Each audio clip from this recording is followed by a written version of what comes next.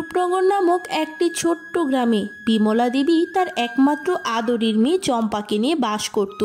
বহু বছর আগে বিমলা দেবী তার স্বামী সন্তান নিয়ে বেশ সুখেই ছিল, কিন্তু হঠাৎ তার স্বামী নয়ন আরেক জায়গায় বিয়ে করে নেয়। তখন থেকে বিমলা দেবী রানীর প্রাসাদে কাজকর্ম করে কোনো মতে অল্প কিছু টাকা উপার্জন করে সংসার চালাতো। সে তার আদরের মেয়ে চম্পাকে খুবই ভালোবাসতো, একটি কাজও করতে দিত না। একদিন হঠাৎ বিমলা দেবী ভীষণ অসুস্থ হয়ে বিছানায় পড়ে যায়। তখন থেকে চম্পা ঘরের সমস্ত কাজ করতে শুরু করে। দীর্ঘদিন বিমলা দেবী কাজে না যাওয়ার ফলে ঘরের সমস্ত খাবার ফুরিয়ে গেছিল। এতে চম্পা চিন্তায় পড়ে যায়। চম্পা মারে, দিনকে দিন আমার শরীর ভালো হওয়ার বদলে শুধুই খারাপ হয়ে যাচ্ছে।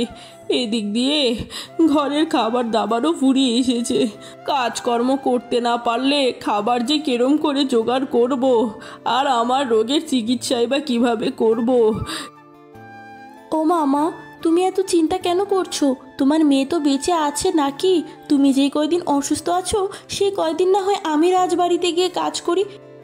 হ্যাঁ রে চম্পা মা, তুই এসব কি বলছিস? তোর মাথা ঠিক আছে তো নাকি? তুই আমার আদরের একমাত্র কলিজার ধন, তোকে কিনা আমি ওই রাজবাড়িতে কাজ করতে পাঠিয়ে দিব?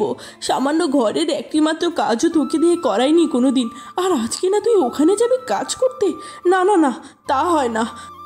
ওহো মা, এত ব্যস্ত কেন হচ্ছ? মাত্র কয়টা দিনেরই তো ব্যাপার। তুমি সুস্থ হয়ে গেলে তখন তো তুমিই আবার যাবে মা। দয়া করে আমায় নিষেধ করো না মা, আমায় যেতে দাও। মারে, তোকে যেতে দেওয়ার কথা তাও ভেবে দেখতাম, যদি কিনা যে জায়গায় কাজ করতাম সেই জায়গার লোকগুলো ভালো থাকতো। মহারানী ও তার মেয়ে মোটেও সুবিধার লোক নয় রে মা, ওরা খুবই খারাপ মানুষ। সমস্যা নেই মা, মাত্র কয়টা দিনের ব্যাপার তো, আমি সামলে নেব। দেখো, তা তোমার মায়ের খবরটা কি শুনি বাপু? এতদিন ধরে বাড়িতে কাজ করতে আসার নাম নেই, আর আজকে হঠাৎ তোমাকে পাঠিয়ে দিয়েছে। আগে রানীমা, আমার মার শরীরটা ভীষণ খারাপ।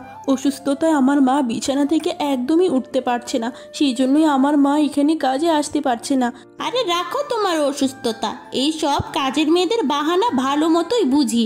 তো নিজে ঘরে পটের বিবি সেজে বসে থেকে এখন তোমাকে পাঠিয়েছে আমার দরবারে কাজ করতে, তাই তো? তা তোমার মাকে গিয়ে ভালো মতো বলে দিও, রাজ দরবারের কাজ সবাই করতে পারে না। যাও এখান থেকে। আগে রানীমা, আমি আমি কথা দিচ্ছি, আমি আপনার মহলের সমস্ত কাজ অনেক ভালো মতো করব, আপনাদের অভিযোগের সুযোগ দিব না। আর আমার মা সত্যি ভীষণ অসুস্থ, তাই আমি এসেছি, নতুবা আমার মা আমায় দিয়ে ঘরের একটি কাজও কোনো দিন করায়নি। দয়া করে আমায় একটা বার সুযোগ দিন। এরপর চম্পা মনোযোগ দিয়ে কাজ করতে থাকে। আমাকে মায়ের জন্য প্রত্যেকটা কাজ অনেক মনোযোগ দিয়ে করতে হবে, যেন রানীমা খুশি হয়ে যান। ও মামা, দেখলাম আমাদের রাজবাড়িতে একজন নতুন দাসী এসেছে। তুমি নতুন দাসী কবে রাখলে মা? বলো না আমায়, আমায় তো জানালেও না। আরে দূর বোকামে, নতুন দাসী রাখলে কি তোকে না বলেই রাখতাম নাকি? নিশ্চয়ই তোকে জানাতাম। এটা হচ্ছে ওই যে বিমলা ঝি কাজ করতো না, ওই ঝিয়ের মেয়ে। কি, বিমলা ঝির মেয়ে? তা হঠাৎ বিমলা ঝিকে বাদ দিয়ে তার মেয়েকে আমাদের প্রাসাদে কেন রাখলে তুমি মা? বলো আমায়।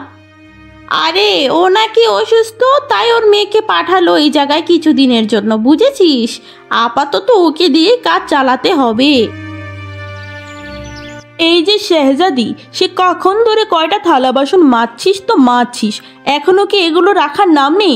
কাপড়গুলো সে কখন দেওয়া হয়েছে? মানে রাজকুমারী, আমি এর আগে কোনোদিন এত কাজ করিনি তো, তাই আমার একটু দেরি হচ্ছে।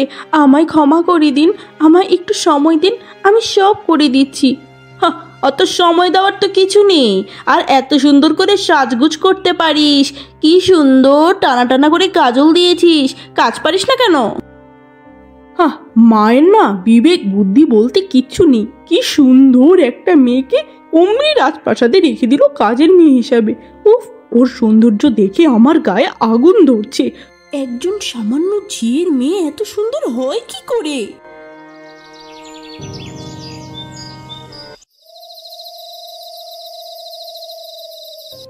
হ্যাঁ রে চম্পা মা, ওই বাড়িতে এত এত কাজ তুই একা হাতে কেমন করে করছিস মা? ওরা নিশ্চয়ই তোকে অনেক কথা শোনায় না রে মা, বল আমায়। না মা, আমার কোনো সমস্যা হচ্ছে না, আমি সব কিছুই সামলে নিচ্ছি, তুমি এসব নিয়ে ভেবো না গো মা। মায়ের সাথে মিথ্যা বলতে পারবি না রে সোনা মা, মায়ের চোখ ফাঁকি যাওয়া সহজ না। আমি জানি ওরা তোকে অনেক কথা শোনায়, আমি এক হতভাগী মা, নিজের মেয়েকে কাজ করতে পাঠিয়ে দিয়েছি। হতভাগী।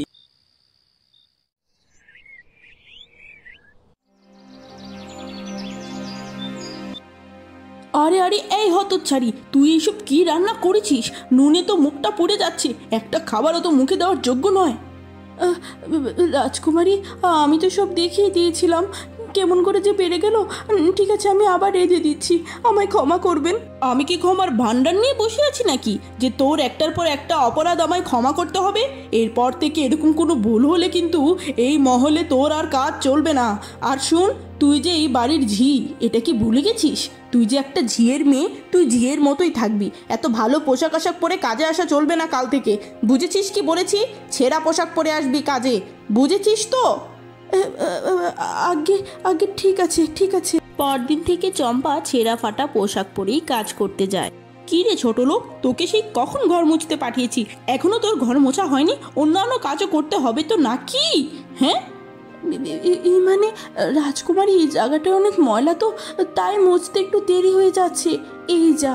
হ্যাঁ হ্যাঁ, ইচ্ছা করে ফাঁকিবাজি করে দেরি করিস, আর কথা বললে আবার মুখে মুখে তর্ক। আজ তোকে দেখাচ্ছি। নে নে, রাজকুমারীর মুখে তর্ক, আজকে তোকে জানেই মেরে দিব। নে। রাজকুমারী শশীকলা, আমার ভুল হয়ে গেছে, আমার বড্ড ভুল হয়েছে, আমি আর কোনো দিন আপনার মুখে তর্ক করব না, আমায় ক্ষমা করে দিন, আমায় আর মারবেন না। ঠেলার নাম বাবাজি, এতক্ষণে এসেছি সঠিক পথে। এরপর থেকে কোনো দিন যদি আমার মুখের উপর কথা বলার চেষ্টা করিস, তাহলে তোকে জ্যান্ত মাটিতে পুঁতে দিব, বুঝেছিস? মা, কি হয়েছে? হঠাৎ এত জরুরি তলব দিলে আমায়? শশীকলা, এইসব কি দেখছি রে? আমি দেখলাম তুই ঝিয়ের মেয়ে চম্পাকে মেরে খুবই বাজে অবস্থা করে দিয়েছিস। এমন কিন্তু করা যাবে না রে মা, এমনিতেই তোর জন্য এর আগে অনেকগুলো কাজের মেয়ে চলে গেছে। ঝিয়ের মেয়ের ভুল তোমার চোখে পড়লো না? তোমার নিজের মেয়ের ভুলটাই চোখে পড়লো? দেখো মা, আমার সামনে বিয়ে হবে কি হবে না আমার জানার বিষয় না, আমার সামনে যে অন্যায় করবে আমি সেটার প্রতিবাদ করব।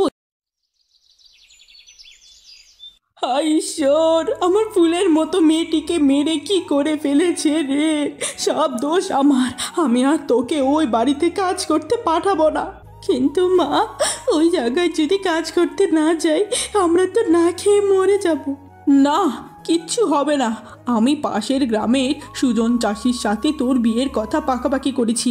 কাল সুজন চাষি তার মাকে নিয়ে দেখতে আসবে, তুই রাজবাড়িতে গিয়ে বলে দিবি তুই আর কাজ করতে যেতে পারবি না, বুঝেছিস?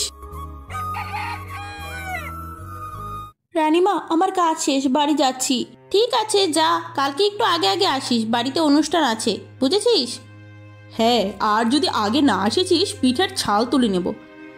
মানে রাজকুমারী, আমি তো কালকে আসতে পারবো না, আসলে ছেলেপক্ষ আমায় দেখতে আসছে তো, আমি কাল থেকে আর আসতে পারবো না। এ কি তা বললে কি হয়? হঠাৎ করে এভাবে না করে দিলেই কি হয়ে যায় নাকি? হ্যাঁ, তোর মতো ছোট লোকের মেয়েকে আবার ছেলেপক্ষ দেখতে আসে নাকি? রানীমা, আমার পক্ষে কালকে আসা কোনোভাবেই সম্ভব না, সত্যি আমায় দেখতে আসছে, আপনারা ব্যবস্থা করুন কোনোভাবে। অবশেষে কিনা আমার আগেও ঝিয়ের মেয়ের বিয়ে হয়ে যাবে? না না না, এ কি করে হয়? আর ওর যদি বিয়ে হয়ে যায়, এই রাজবাড়ির এত এত কাজ কে করবে? না না না, কালকে সকালে যে করেই হোক ওর বিয়েটা আমায় ভাঙতেই হবে। পরদিন সকাল সকাল শশীকলা বিমলা দেবী বাড়িতে যায়। বিমলা দেবী তাকে দেখে অবাক।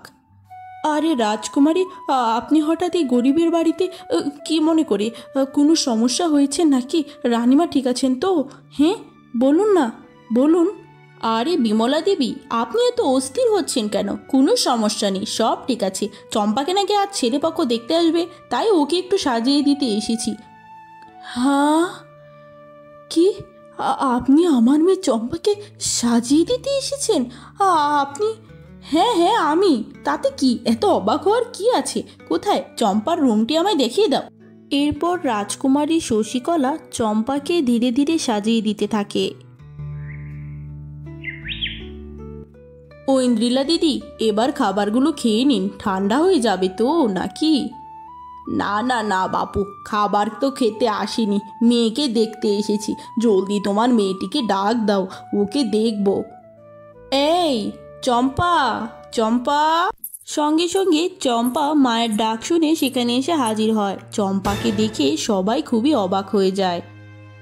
এ কি কোনো চিড়িয়াখানার জন্তু নাকি কি? এরকম অদ্ভুত সাজে কোনো মেয়েকে এর আগে কোনো দিনই দেখিনি। হ্যাঁ রে চম্পা, তুই কি মস্করা করছিস নাকি রে মা? তুই এ কোন অবতার ধরেছিস বলতো আমায়? কেন মা, আমায় তো রাজকুমারী শশীকলা সাজিয়ে দিল। ও তো বললো আমার সুন্দর দেখাচ্ছে, আমি তো আর আয়নাও দেখিনি মা। কি হয়েছে মা? হ্যাঁ মা, তোমায় আমি আগেই বলেছিলাম এই ঝিয়ের বাড়িতে আমার সম্বন্ধ তুমি ঠিক করো না। তুমি তো আমার কথাই শুনলে না। এখন দেখেছো কি অসভ্য মেয়ে। ছি। হ্যাঁ রে বাবা, তুই ঠিকই বলেছিলি। আবারই ভুল ছিল এই বাড়িতে তোর জন্য পাত্রী দেখা। আমায় ক্ষমা করে দে। ঐন্দ্রিলা দেবী, একটু ক্ষমাশূন্য দৃষ্টিতে দেখবেন, কোনো একটা ভুল বুঝাবুঝি হয়েছে। আমার মেয়ে অনেক লক্ষ্মী। রাখো তোমার লক্ষ্মী মেয়ে। তোমার লক্ষ্মী মেয়েকে কোন লক্ষ্মী ছেলের গলায় ঝুলাও গিয়ে। আমরা বাপু এমন লক্ষ্মী মেয়ের ভার সামলাতে পারবো না। রাজকুমারী, গরিবের পেটে এমন করে লাথি মারতে আপনার কি একটু বিবেকেও বাজলো না? আমার মেয়েটার বিয়ের ঘর ভেঙে দিয়ে আপনার কি লাভ হলো? আপনার কি একটু মনে বাজলো না রাজকুমারী? বিমলা, কি বলছোটা কি তুমি? তোমার সাহস এত হয় কি করে? তুমি আমায় দোষারোপ করছো? আমি তো তোমার মেয়ের ভালো করতে এসেছিলাম, সাহসের প্রশংসা করতে হচ্ছে। একটা কথা কান খুলে শুনে রাখো, আমার রাজমহলে যদি তোমাদের কাজ বন্ধ করে দিই, তোমরা কিন্তু না খেয়ে মরবে। রাজকুমারী, মায়ের কথায় কিছু মনে করবেন না। মা অসুস্থ তো, তাই ভুলভাল বকছে। আপনার কোনো দোষ নেই, সব দোষ আমাদের গরিবদের সব দোষ। কি রে শশীকলা, সকাল থেকে কোথায় ছিলি? তোকে যে দেখতে পেলাম না। আমি আমার জরুরি কাজে গেছিলাম মা। কি হয়েছে? আবার কার অভিযোগ নিয়ে আমায় কথা শোনাবে শুনি? না না না, কোনো অভিযোগ না রে। ওই পাশের রাজ্যের মস্ত বড় এক রাজকুমারীর সাথে তোর বিয়ের ঘর পাকাপাকি করেছিলি, বুঝেছিস? কাল যখন দেখতে আসবি একটু সেজে গুজে থাকিস। মা, কি বললি তুমি? আমার সাজগোজ করে কেন থাকতে হবে? আমি তো এমনিতেই বিশ্ব সুন্দরী, আমাকে যে একবার দেখবে সেই পছন্দ করবে। পরদিন সকাল সকাল রাজকুমার তার মাকে নিয়ে রাজকন্যা শশীকলাকে দেখতে আসে। রানী সরস্বতী, আশা করছি আমার মেয়েকে আপনাদের খুবই পছন্দ হয়েছে। নিশ্চয়ই। তা শশীকলা মা, তুমি রান্নাবান্না কিছু পারো? না না না, রান্নাবান্না আমি কেন পারতে যাব? আর শিখতে যাবই বা কেন? দাস দাসী আছে না, তারা রান্নাবান্না করবে। দাস দাসীরা যতই রান্নাবান্না করুক না কেন, মেয়েদের একটু আধটু রান্না জানতে হয়, এটাই যে নারীর সৌন্দর্য। হ্যাঁ রানী সরস্বতী, আপনার কথার সাথে আমি একদম একমত। ও তো এমনিতেই একটু আধটু রান্নাবান্না পারে, বাকি যা পারে না আমি শিখিয়ে দিব, আপনি কোনো চিন্তা করবেন না। চলুন এবার খেতে চলুন। সবাইকে খাবার দিতে গিয়ে হঠাৎ চম্পার হাত থেকে খাবার ফসকে যায়। ওই তো, আসতে না আসতে অমনি অকাজ করা শুরু করে দিলি, তাই না? ইচ্ছা করে ফেলেছিস। রাজকুমারী, বিশ্বাস করুন, আমি ইচ্ছা করে কিছু করিনি। হঠাৎ আমার হাত ফসকে পড়ে গেছে, আমায় ক্ষমা করে দিন। মা শশীকলা, ভুল মানুষের দ্বারা হতেই পারে, এতে এত উত্তেজিত হওয়ার কিছুই নেই। আর ক্ষমা করা তো মহৎ গুণ রে মা। ক্ষমা অন্য মানুষদের করা গেলেও করা যেতে পারে, কিন্তু এইসব গরিবের জাতদেরকে একেবারেই ক্ষমা করা উচিত নয়, বুঝেছেন? আহারে শশী, বললো তো ভুল করেছে, এরপরেও কথা আর কেন বাড়াচ্ছিস? বুঝ বুদ্ধি কবে হবে তোর শুনি? মা, আমাদের বংশীয় চুরি ওই মেয়েকে পরানোর আগে ভেবে দেখো। আমার কিন্তু মেয়েটিকে মোটেও পছন্দ হয়নি, খুবই অহংকারী আর দেমাগী। হ্যাঁ রে বাবা, যদিও রাজকুমারী শশীকলা একটু দেমাগী আর অহংকারী, বাবার একমাত্র মেয়ে, তাই আদরে অমন হয়ে গেছে। আমাদের সাথে থাকলে ঠিক হয়ে যাবে বাবা, মেয়েটির মনটা অনেক ভালো। ঠিক আছে মা, তোমার পছন্দই আমার পছন্দ, আমার কোনোই আপত্তি নেই। এরপর রানী সরস্বতী শশীকলার হাতে বংশীয় চুড়ি পরিয়ে বিয়ে পাকাপাকি করে নেয়। অবশেষে কত মস্ত বড় রাজপুত্রের সাথে আমার বিয়ে ঠিক হয়ে গেল। এখন থেকে আমাকে বেশি বেশি রূপচর্চা করতে হবে, জানি বিয়ের দিন আমাকে সবার থেকে বেশি সুন্দরী লাগে।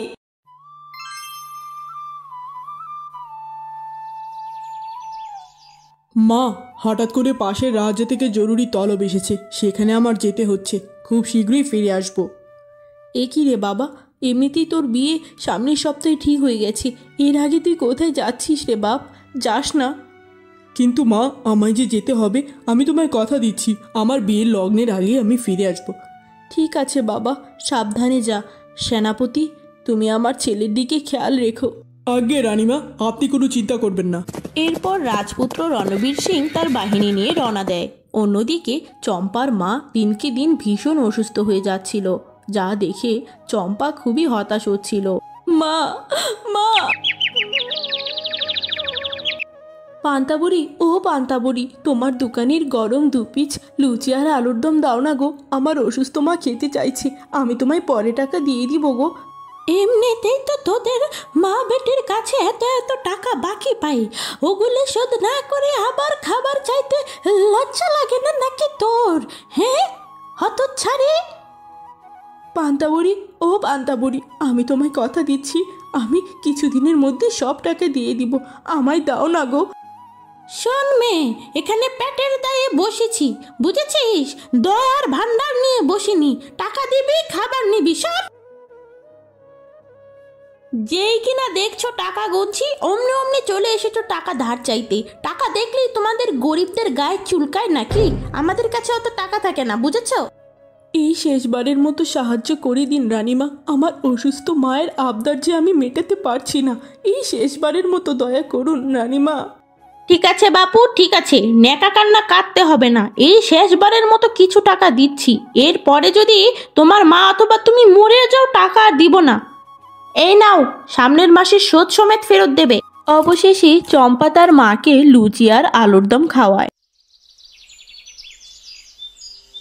কিছুদিন পর হঠাৎ রানী সরস্বতী অসুস্থ হয়ে বিছানায় পড়ে যায়। সমস্ত দাসীরা তার সেবায় লেগে যায়। দাসী কমলা বানু, আমার ছেলের সাথে কি কোনোভাবে যোগাযোগ করা গেছে? আজ্ঞে রানীমা, না, এখনো রাজকুমারের সাথে যোগাযোগ করা যায়নি। এক্ষুনি সিপাহীকে রূপনগর রাজ্যে পাঠাও, হবু বৌমা শশীকলাকে আমার এখানে নিয়ে আসতে বলো। বৌমা যদি আশেপাশে থাকে, হয়তোবা আমার শরীরটা জলদি সুস্থ হয়ে যাবে। এই সময় কাছের মানুষ বড়ই প্রয়োজন। এক্ষুনি যাও দাসী।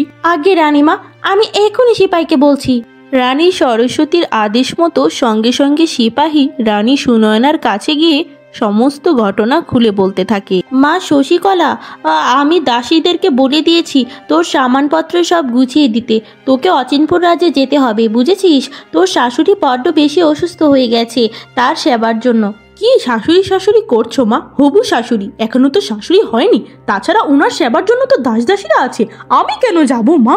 আমি হলাম রাজার একমাত্র রাজকন্যা, আমি ওনার সেবা করব?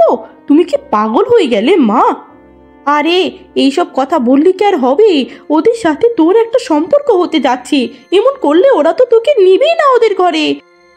আমার মতো এরকম সুন্দরী একমাত্র আদরের রাজকন্যাকে ওরা ওদের ঘরে নিবে না?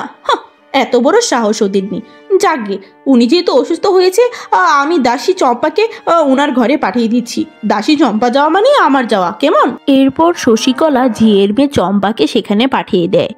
আগে প্রণাম নিবেন রানীমা, আপনি ভালো আছেন তো? আপনার শরীর এখন কেমন? আমার অবস্থা বেশি একটা ভালো না। শশীকলা আসেনি? তুমি একা কেন? মানে রাজকুমারীর শরীরটা ভালো নেই রানীমা, তাই উনি আমাকে পাঠিয়েছেন আপনার সেবা যত্ন করার জন্য। আপনার যখন যা লাগবে আমায় বলবেন রানীমা। ও, তা তোমার মা শুনেছিলাম অসুস্থ, তুমি তাকে ফেলে আমার রাজ্যে চলে এলে, তোমার মাকে কে দেখবে? তোমার সমস্যা হবে না কোনো? হ্যাঁ, আগে না রানীমা, আমার তেমন কোনো সমস্যা হবে না। তাছাড়া আপনিও তো আমার মার মতন, আপনার সেবা করলেই ভগবানই আমার মাকে দেখবেন। এরপর থেকে চম্পা রানী সরস্বতীর ভীষণ সেবা যত্ন করতে শুরু করে। রানী সরস্বতীর সুস্থতার জন্য চম্পা নানান সময় নানান রকমের খাবার দাবার রান্না করে। এভাবেই চম্পার সেবা যত্নে রানী সরস্বতী আবার আগের মতো সুস্থ হয়ে যায়। বাহ, চিনি না জানি না একটি মেয়ে এসে আমায় কত সেবা যত্ন করে সুস্থ করে তুললো। আর যেই মেয়ের সাথে আমার ছেলের বিয়ে ঠিক করলাম সেই মেয়ে আমায় এই কয়দিন একটি বারও দেখতে আসলো না। না না না, ওই মেয়ের সাথে আমার ছেলের সুখ হবে না। আমি আমার ছেলেকে চম্পার সাথেই বিয়ে দিব। হ্যাঁ। এরপর কিছুদিনের মধ্যেই রাজকুমার রণবীর সিংয়ের সাথে ঝিয়ের মেয়ে চম্পার ধুমধাম করে বিয়ে হয়ে যায়। চম্পা, তুমি আমাদের চিনো না জানো না, তারপরও নিঃস্বার্থভাবে যেভাবে আমার মায়ের সেবা যত্ন করে সুস্থ করে তুলেছ, তুমি বলো আজকে রাতে আমার কাছে কি চাও? আমার মতো এক অতি সামান্য ঝিয়ের মেয়েকে আপনার মতো এত স্বনামধন্য রাজকুমার বিয়ে করেছি, এর চেয়ে বেশি আমার আর কী বা চাওয়ার থাকতে পারে? তবুও যদি চাওয়ারই থাকে, দয়া করে আমার অসুস্থ মাকে সুচিকিৎসার ব্যবস্থা করে দিবেন। চিকিৎসার অভাবে মায়ের অবস্থা খুবই খারাপ। ঠিক আছে চম্পা, এ নিয়ে তুমি চিন্তিত হইও না। কাল সকালের মধ্যেই সবচেয়ে উচ্চতর হসপিটালে তোমার মায়ের চিকিৎসা করা হবে। না, এ হতে পারে না। না, যেই বাড়িতে আমার বউ হয়ে যাওয়ার কথা ছিল সেই বাড়িতে বউ হয়ে গিয়েছে একটা সামান্য ঝিয়ের মেয়ে, যে কিনা আমার পায়ের জুতা হওয়ার যোগ্যতা রাখে না। না না না, এ আমি মানব না। আমি ওদের সবাইকে দুনিয়া থেকে গায়েব করে দেব। পরদিন সকাল সকাল রাজকুমারী শশীকলা ছদ্মবেশ ধরে রাজকুমার রণবীর সিংয়ের প্রাসাদে যেতে থাকে। এই মেয়ে, দাঁড়াও, কোথায় যাচ্ছ ওদিকে? এই রাজপ্রাসাদে তোমাকে এর আগে তো কোনোদিন দেখিনি। কি দরকার তোমার এখানে? কি চাই তোমার? মানে আগে রানীমা আমায় এই রাজপ্রাসাদে নতুন রেখেছেন রান্নার জন্য। আমার হাতের রান্না অনেক মজা তো, তাই এর আগে দেখেননি, আমি নতুন। রান্নাঘরটা কোন দিকে? ও আচ্ছা আচ্ছা, নতুন, তাই বলো। ঠিক আছে, পশ্চিম দিকে রান্নাঘর। এরপর রাজকুমারী রান্নাঘরে আসে। অবশেষে সবার চোখ ফাঁকি দিয়ে চুপে চুপে সরাসরি রান্নাঘরে এসে পৌঁছে গেছি। এবার আমার অপেক্ষার অবসান ঘটবে। এখন আমায় করতে হবে সেই পুণ্যের কাজটি। এরপর শশীকলা খাবারে বিষ মিশিয়ে দেয়। প্রণাম নিবেন রাজপুত্র, প্রণাম নিবেন ছোট রানী। আমার রান্নাটি খেয়ে দেখবেন। আমি আজকে এই প্রাসাদের নতুন রাঁধুনি। কেমন হয়েছে রান্নাটি জানাবেন কিন্তু। হ্যাঁ, নিশ্চয়ই তোমার রান্না খেয়ে দেখব। সুবাস আসছে দারুণ। কিন্তু তোমার মুখ ঢাকা কেন? কোনো সমস্যা হয়েছে নাকি? আর আমি যতটুকু জানি আমাদের মহলে আগে থেকেই দাস দাসী আছে। তাহলে তোমাকে নতুন করে কে নিয়োগ দিল? আগে বড় মা সরস্বতী আমায় নিয়োগ দিয়েছেন। আমার হাতে রান্না অনেক মজা, সেই জন্য। আর আমার মুখ ঢেকে রাখি, কারণ আমাদের গ্রামের রীতি সকলের সামনে মুখ ঢেকে রাখতে হয় আমাদের। আপনারা দয়া করে খাবারের স্বাদ গ্রহণ করুন। আচ্ছা ঠিক আছে, তোমার খাবার খেয়ে জানাচ্ছি কেমন হয়েছে। কেমন? তখনই রানী সরস্বতী সেখানে এসে হাজির হয়। না না না, তোমরা ওই খাবার মুখে দিও না।